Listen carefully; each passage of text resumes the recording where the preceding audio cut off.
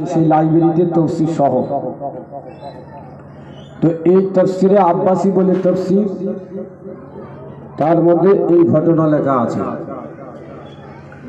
عن عبد الله بن عباس رضي الله تعالى عنه قال أنه وقع في بيت بلادة النبي صلى الله عليه وسلم فيستمعون الناس فيستمعون القوم يحمدون الله ويصلون على النبي ويستبشرون।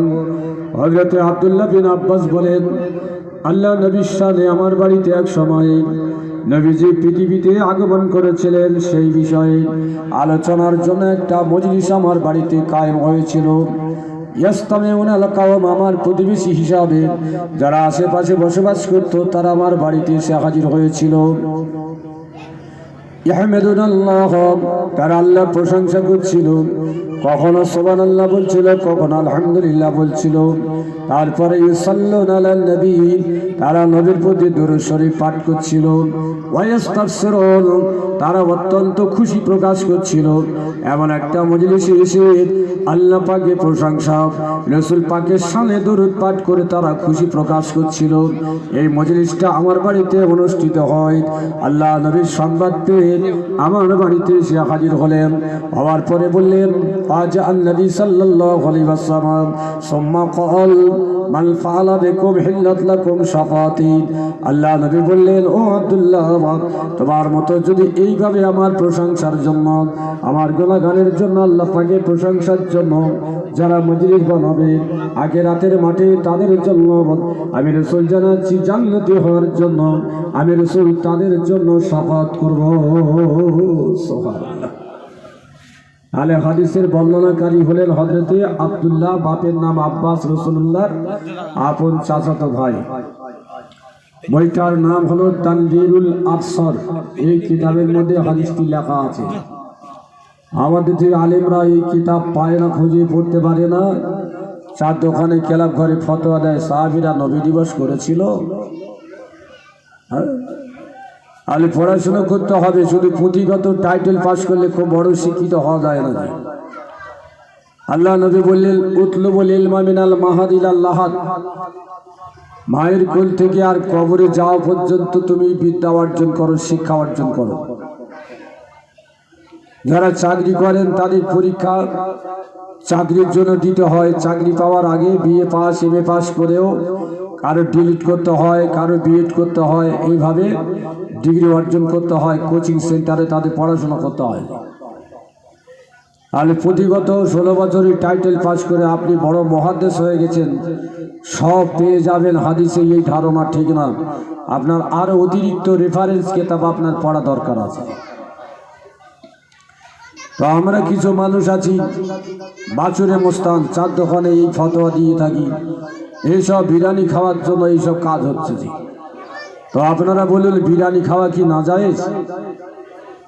হ্যাঁ, বিরিয়ানি খাওয়া কি নাজায়েজ? একটু বলেন। জি, মিলাদে না হয় না হোক, আগে তো বিয়ে বাড়িতে ভাত তরকারি গোশত হতো, এখন বিয়ে বাড়িতে বিরিয়ানি হচ্ছে, তাহলে কি বিয়ে বাড়ি বিরিয়ানি বন্ধ থাকবে? তো আসল প্রশ্ন, কমিটি যারা, তারা যদি জমি বিক্রি করে খাওয়া দেয় তাহলে বিরিয়ানি চলবে, জলসা চলবে, নবী দিবস চলবে। কিন্তু আমাদের কাছে যখন চাঁদা চাইবে তখন হবে না যায় নাকি? চাঁদা যখন চাইবে তখন না যায়, কিন্তু জমি বিক্রি করে যদি কমিটি খাওয়ায়, বলছে বছরে 3 বার হলেও তখন না যায়। তাহলে বিরিয়ানি খাওয়ার নাম কিন্তু নবী দিবস নয়। তাহলে খাওয়া দাওয়া হয় কেন? আমরা ফুরফুরা শরীফে ইসালি সবে যাই না জি? তাহলে সব তো পকেটে পয়সা থাকে। কেউ খাসি বিরিয়ানি, গরু বিরিয়ানি, মুরগির বিরিয়ানি খেতে পারেন, কিন্তু ওই দাদা হুজুরের ইসালি সবে দেওয়া তাবারুক জায়গা পাচ্ছে না, তাই ধরে শালপাতা অনেকে দাঁড়িয়ে দাঁড়িয়ে খাচ্ছে। কেমন? তাহলে মিলাদের পরে তাবারুক খাওয়া দেওয়া প্রচলন দাদা হুজুর পীর কেবলা চালু করে গেছেন। আপনি যদি গোশ না পারেন দেবেন না, ডাল ভাত করেন। আপনার যদি ক্ষমতা না থাকে বাতাসা দেবেন। ছোটবেলায় তো আমরা বাতাসা খেয়েছি, সুজির ক্ষীর খেয়েছি, আতপ চালের ক্ষীর, ভেলে গুড় দিয়ে রান্না, এসব বিলাদে হতো। কি কলা পাতায় দিত না জি? তাহলে পরিবর্তন, মানুষের এখন অর্থ বেড়েছে, আর এক পাড়ায় যদি গোশ ভাত হয় আর এক পাড়ায় যদি ঘি দেয় লোক আসবে? হ্যাঁ, মিলাদ 3-4 ঘন্টা 6 ঘন্টা হওয়ার পরে যদি শুধু ক্ষীর দেয়, ছেলে মারবে কমিটির মুখে যে আর খাওয়া দিতে পারবি না, তো দাওয়াত করেছি কেন? এই ভয়তে মানুষ আলোচনা করে যোগাযোগ করে কমিটি ভাইরা বস্তু ভাতের ব্যবস্থা করছে। উন্নত পরিবেশন সহজ, ডাল ভাত মাছ ভাত খাওয়াতে অনেক সময়, তাই বিরিয়ানি করে প্যাকেট ভাবে পৌঁছে দেওয়া হয়। এটা শরীয়ত সম্মত। আমি একটা তথ্য আপনাদের কাছে দিচ্ছি। কিতাবটার নাম হলো বুলুগুল মারাম।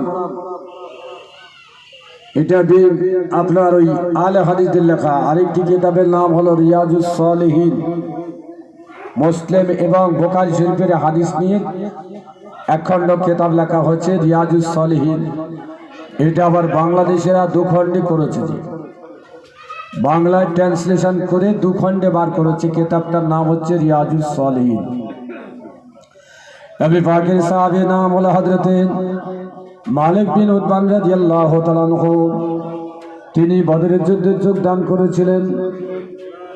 বদরের যুদ্ধে জয় লাভের পরে আল্লাহ নবী ওই মালিক বিন উতবানকে বনি সালিম বলে একটা গোত্র ছিল, ওই গোত্রের মসজিদে ইমামতির জন্য তাকে নির্ধারণ করেছিলেন। হযরত মালিক বিন উতবান তিনি ওই মসজিদে ইমামতি করতেন, কিন্তু বয়স হয়ে গেছে আর তিনি মসজিদে যেতে পারছেন না।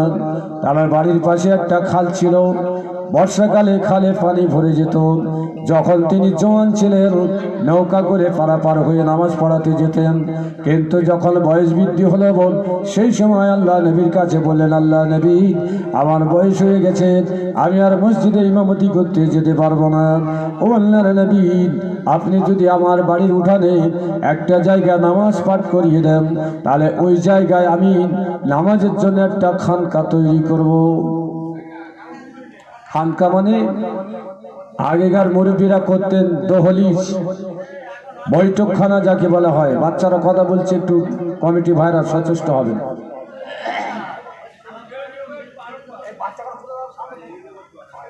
সামনে বসলে কথা বলা যাবে না, যারা শুনছে তাদের অসুবিধা হবে। তাহলে আরবিতে বলছে দাহালিজ, দালিজ মানে বৈঠকখানা। আগে সব মুরব্বীরা বৈঠকখানায় থাকতেন, আত্মীয় স্বজন যত দামি হোক বৈঠকখানায় বসতেন, বাড়ির ভিতরে যাওয়ার অনুমতি ছিল না। আবারও দেখতেন যারা বুজুর্গানে দিন ছিলেন তারা আসতেন ওই বৈঠকখানায়, যেখানে মজলিস করতেন মাসে মাসে একবার। আবার কিছু লোকের ভিতরে প্রচলন ছিল খয়রুল হাসের পুঁথি পড়ে শোনানো, এগুলো সব বৈঠকখানায় হতো। যত দিন যাচ্ছে পরিবর্তন, জায়গার দাম বেশি, তো আর বৈঠকখানা নেই, ভেঙে ভালো ঘর করছে, আর সেই সঙ্গে আত্মীয় স্বজন সব বাড়ির ভিতরে যাতায়াত সব জায়গায়।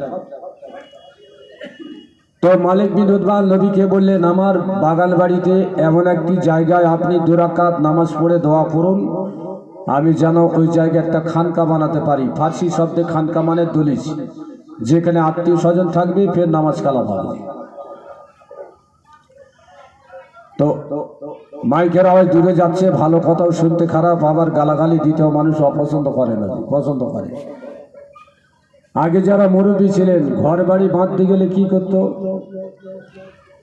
ওই দড়ি ফেলতো না, দড়ি, আর দড়ি ধরতো কারা? মুরব্বী মানুষ। তো মুরব্বী হাজি সাহেব কম ছিল যদিও, এনারাই ধরতো, ইমাম সাহেব। কিন্তু এখন যদি ঘরে দড়ি ফেলা হয়, কারা আসবে? ছবি তোলার জন্য নেতা মার্কা লোক আসবে, মোস্তান আসবে, তা না হলে হবে, টাকা দেবে। তাহলে মোস্তান আসুক, নেতা আসুক, দাদা আসুক, সব আসুক, কিন্তু সেই সঙ্গে হাজি সাহেব আসুক, ইমাম সাহেব আসুক, বা বুজুর্গানে দিন যারা আছে তাদের দিকে একটু দোয়া করে নিলে দুটো তো সব হয়। কিন্তু এই দোয়াটা বন্ধ, মোস্তান পার্টি বন্ধ না, ছবি তোলা লোক বন্ধ না, এদের থাকতে হবে। টাকার ভয়, যত ঘর পড়ে থাকবে হবেই না। তো মালিক বিন উতবান বলেন, আমার বাড়ি গিয়ে 2 রাকাত নামাজ পড়ে দোয়া করে দেবেন, আমি ওই জায়গায় খানকা বানাবো। আল্লাহ নবী বললেন, কবে যেতে হবে? সাহাবী বললেন, মাতা সাহাব, আপনি যখন সুযোগ পাবেন তখন আমার বাড়িতে আসবেন। আল্লাহ নবী হঠাৎ একদিন সকালে ফজরের নামাজ পড়ে হযরত আবু বকর রাদিয়াল্লাহু তাআলা আনহু, হযরতে ওমর ফারুক, হযরতে আলী, ওসমান, আব্দুর রহমান বিন আওফ, হযরতে আবু হুরায়রা, আব্দুল্লাহ বিন মাসউদ, এরকম বড় বড় সাহাবা হুজুর নিয়ে মালিক বিন উতবানের বাড়িতে এসে হাজির হয়েছেন। সাহাবী দেখে বড় খুশি হয়ে গেলেন। আল্লাহ নবী আমার বাগান বাড়িতে নামাজের জায়গা নির্ধারণ করবেন। নবীজি বললেন, আইয়া মাকারিন কাজাব, কোন জায়গায় আমি নামাজ আদায় করব বলো? নবীর কথা শুনে সাহাবী বললেন, মা তাশাব, আমার বাগান বাড়ি অনেক লম্বা চওড়া জায়গা আছে, আপনি যেখানে নামাজ পড়বেন সেটাই আমার কাছে পছন্দ। তাহলে নামাজ পড়বেন কেন? দোয়ার জন্য। রাসূল নামাজ পড়ে দোয়া করবেন। তাহলে নতুন ঘর বাড়ি বাঁধতে গেলে দোয়ার একটা প্রয়োজন, রাসূলুল্লাহর হাদিস থেকে সাবিত হচ্ছে। আজ নবীকে বলা হলো নফল নামাজ পড়বেন, আমরা তো নফলে ছেড়ে দিয়েছি। হযরতে উতবা বিন মালিক রাদিয়াল্লাহু তাআলা আনহু আল্লাহ নবীর আগমন দেখে বড় খুশি হয়ে নবীকে বলেন, আমার বাগান বাড়ি যেখানে আপনি পারেন নামাজ পড়বেন, আমি ওই জায়গায়, আমি বুড়ো হয়ে গেছি, আমার বিবি বাচ্চা নাতিপুতি নিয়ে ওই জায়গায় তাসবিহ পাঠ করব, কোরআন পড়ব, নামাজ আদায় করব। নবীজি বাগানের ভিতরে বাড়ির উঠানে একটি জায়গা ঠিক করে জামাত সহকারে 2 রাকাত নামাজ পড়েছিলেন। এই নামাজটা হচ্ছে নফল নামাজ, বরকতের জন্য। এখন যদি 4-5 জন লোক কোনো জায়গায় নফল নামাজ দোয়ার জন্য পড়ে, সাথে সাথে ছোটখাটো সব মুফতিরা ফতোয়া দেবে এটা বেদাত, নবীজি করেনি। তার মানে বেনামাজি হয়ে কাজ করো এটা ভালো, নামাজ পড়ে দোয়া চাইবে এটা চলবে, ফতোয়ার তো অভাব নেই। নামাজ যখন শেষ হয়ে গেল, প্রিয় সাহাবী মালিক বিন উতবান তিনি নামাজের পাটি ত্যাগ করে আজ সঙ্গে সঙ্গে বাড়ির ভিতরে চলে আসলেন। একটা পাত্রে করে তিনি কিছু খাবার নিয়ে গেলেন। আরবিতে এই খাবারটার নাম দেওয়া হলো খাজিরা। খাজিরা মানে কি? জবের আটা, পায়েস। আমরা পায়েস খাই তো জি, এখন বন্ধ হয়ে গেছে। ঈদের সময় এখন আধুনিক খাবার, ভালো পরোটা করতে হবে, মুরগির গোস্ত, রাজকীয় বিরিয়ানি, যা খেলে আবার গ্যাস ট্যাস হয়। তাই 1 মাস রোজা করে না, ঈদের বিরিয়ানি খেলে গ্যাস হবে ঈদের দিনে? গ্যাস তো আমাদের হবে, আমরা যারা রোজা করছি ঈদের দিনে বিরিয়ানি খেলে আমাদের গ্যাস হবে। তাহলে ঈদের দিনে খাওয়ার পরিবেশ পাল্টে গেছে, আধুনিক খাবার এসেছে জি। হযরত আলী রাদিয়াল্লাহু তাআলা মদিনার খলিফা, তার বাড়িতে কয়েকজন মদিনাবাসী ঈদের দিনে হাজির হয়েছেন। হযরত আলী কি করলেন? একটা থলি ঝোলানো ছিল, থলিটা পেড়ে তার থেকে কিছু রুটি তিনি বার করে দিলেন, যে রুটি 2-3 দিনের বাসি রুটি ছিল। ওই মদিনাবাসীরা বলেন, আমিরুল মুমিনিন খলিফাতুল মুসলিমিন, ঈদের দিনে আপনার বাড়িতে আসলাম, আর ভালো সুগন্ধি খাবার না দিয়ে আর আপনি পুরাতন রুটির টুকরা কেন খেতে দিয়েছেন? হযরত আলী এই কথা শুনে কাঁদতে থাকলেন। দীর্ঘ সময় মাথা নিচু করে থাকলেন, কাঁদতে কাঁদতে কাঁদতে উপরে আসেন, জায়গা আছে, কাঁদতে, হাজী সাহেব উপরে আসেন। কাঁদতে কাঁদতে হযরত আলী যখন মাথা তুললেন, জিজ্ঞাসা করলেন, হুজুর আপনারা কাঁদছেন, আপনি কাঁদছেন কেন? হযরত আলী বলেন, আমার ভাইরা, ঈদের দিনে আমি আলী এই শুকনো রুটি খেয়েছি, তোমাদের খেতে দিয়েছি, কিন্তু তোমরা সুগন্ধি খাবারের দাবি করো। খোদার কসম করে বলি, আমি যতদিন আমার নবীর পিছনে ঈদের নামাজ আদায় করেছি, আমি কোনোদিন এই শুকনো রুটি ছাড়া আমার নবীকে খেজুর ছাড়া দ্বিতীয় কোনো খাদ্য খেতে দেখিনি। কোন দিন? ঠিক আছে, চেয়ারে বসে। তাহলে কোন দিন হযরত আলী বলছেন আমি নবীকে শুকনো রুটি আর খেজুর খেতে দেখেছি? সেটা হচ্ছে ঈদের দিন। আমি আলী তাই সুন্নাত পালনের জন্য আমার বাড়িতে পুরাতন রুটি রেখেছি, ঈদের দিন আমি খেয়েছি, আপনাদের খেতে দিয়েছি। এখন যদি এরম হয়, কুটুম বাড়ি যাবে কেউ? হ্যাঁ, ঈদের দিনে ভালো খাবার দিতে, রাজকীয় খাবার, বড় বড় চালের বিরিয়ানি দিতে হবে, পরোটা দিতে হবে, গোস্ত দিতে হবে, মুরগি কষা দিতে হবে, তবে তো ঈদ নাকি? হ্যাঁ, তো হযরত আলী রুটি খেলেন নবীর সুন্নাত হিসাবে। তাহলে পায়েসের প্রচলন ছিল, এখন সমাজে পায়েস উঠে গেছে। আগে বিয়ে বাড়ি পায়েস দেওয়া হতো, কিন্তু এখন নান রুটিতে আপনার বাজার মাত করে দিচ্ছে। হ্যাঁ, আপনি যদি আইটেম না করেন, ওই যে বাবুর্চি দাওয়াত করবে, বাবুর্চি কিন্তু আইটেম বলে দেবে নান রুটিটা হলে একটু ভালো হয়। হ্যাঁ, কাবলি ছোলা নান রুটি আধুনিক খাবার, খাবার হালাল, কিন্তু পরিবেশ পাল্টেছে। নবী পাক সাল্লাল্লাহু আলাইহি ওয়াসাল্লাম পাত্রে ওই খাবার দেখলেন, জবের আটার পায়েস, আর ছিল কি উটের দুধ দিয়ে তৈরি করা, আর ছিল কিশমিশের গুঁড়ো, শুকনো খেজুরের গুঁড়ো, এইভাবে দিয়ে সুন্দরভাবে পায়েস করে নিয়ে আসা হয়েছে। আল্লাহ নবী পায়েস নিয়ে বললেন, ও মালিক বিনোদবান, এবার এটা কে বানিয়েছে বলো? সাহাবী বলে, আল্লাহ নবী গো, আপনি যখন আমার বাড়িতে প্রবেশ করেছেন, আমার বিবি জানলেন দোয়ার জন্য নবী এসেছেন, তাই সাথে সাথে আমার বিবি আটা দিয়ে, দুধ দিয়ে, মধু দিয়ে, খেজুরের গুঁড়ো দিয়ে আর কিশমিশ দিয়ে পায়েসটা বানিয়েছেন। আল্লাহ নবী পায়েস খেলেন, সাহাবীর জন্য দোয়া করলেন। দোয়া করার পরে বললেন, হে মালিক বিন উতবান, কিছু খাদ্য রেখে দাও, বাকি যারা তোমার বাড়িতে আসবে তাদের মধ্যে পরিবেশন করবে, আর আমার সঙ্গে যে সাহাবীরা এসেছেন তাদেরকে তুমি একটু খাইয়ে দাও, এরা তোমার জন্য আল্লাহর কাছে দোয়া করবে। তাহলে দোয়ার পরে মেহমানদের কিছু খাওয়ানো বাড়িওয়ালার জন্য কর্তব্য। তাহলে কমিটি আজকে নবী দিবস দিচ্ছেন, আমরা যারা এসেছি প্রত্যেকে মেহমান, আমাদের ডাল ভাত, গোশ ভাত, বিরিয়ানি খাওয়ানো, সুজির পায়েস খাওয়ানো, খেজুর খাওয়ানো, চা খাওয়ানো এই কমিটির দায়িত্ব। তবে দেনা করে করবেন, এটা কিন্তু শরিয়াতে করতে বলেনি, দেনা করে করতে হবে, সামর্থ্যের উপর নির্ভর। আলে কোনো জায়গায় খিচড়ি দিচ্ছে, কোনো জায়গায় আলু বিরিয়ানি দিচ্ছে, কোনো জায়গায় ডাল ভাতও দিচ্ছে। এগুলো রাসূলুল্লাহ সুন্নাত মেহমানদারির জন্য, কিন্তু না জেনে বুঝে যদি কেউ বলেন নবী দিবস হলে বিরিয়ানি খেতে হবে, কোথায় লেখা আছে? তাবারুক দিতে হবে, কোথায় লেখা আছে? তাহলে এগুলো কি হিংসামূলক কথা না জি? হ্যাঁ, তোমার জানা নেই, জেনে নাও, যারা জানে তাদের কাছে জানো, কিন্তু তুমি জানো না অথচ যদি গোড়ামি করে বলো এগুলো কোথায় লেখা আছে, কেন হবে, তাহলে এগুলো এই মজলিসের জন্য ঘৃণা ছাড়া দ্বিতীয় কোনো কথা না। আল্লাহ আমাদের হেফাজত করেন, সবাই বলুন আল্লাহুম্মা আমিন। আমি আমার বক্তব্য দিকে ফিরে যাচ্ছি।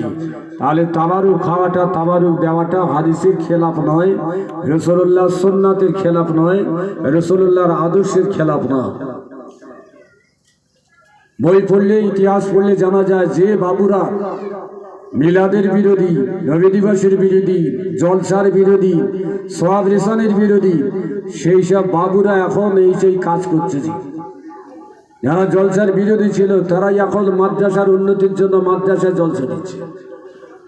হ্যাঁ, যারা ইসালে সাহেবের বিরোধী ছিল, ফতোয়া দিত, এখন তাদের বাপ মরে গেলে মাদ্রাসার ছেলে ডেকে নেই, খতম পড়িয়ে কবর জিয়ারত করে দোয়া করছে, অথচ এরা ফতোয়া দিত এইসব হাদিসে নেই, চলতো না জি। তাহলে এইভাবেই ভালো কাজে বিরোধী করা শরীয়তের দিক থেকে ভালো না জি। আল্লাহ হেফাজত করেন।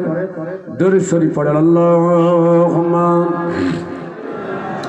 সাল্লি আলা সাইয়্যিদিনা মাওলানা মুহাম্মদ ওয়া আলা আলি সাইয়্যিদিনা মাওলানা মুহাম্মদ।